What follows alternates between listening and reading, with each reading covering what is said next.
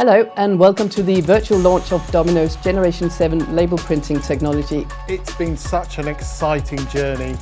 Domino's always had a history of investing heavily in research and development. So we're going to go over to Olympus Print Group in Leeds. I'm absolutely delighted to be here at Olympus Print Group where we have the Domino N730i running live production. So that was a quick overview of the N730i and it's back to you all over in the Domino studio. Before we start the Q&A session, let's just check in with our Slido poll. We had question 2, which was, do you think that offering higher print quality would win you more business? And the result is, 91% said yes. Yeah, that's even higher than I would have expected. I mean, obviously, print quality is what we're here for. So on behalf of Domino, we've been delighted to host you here at our virtual launch. And that just leaves it for me to say thank you for your time, goodbye, and stay safe.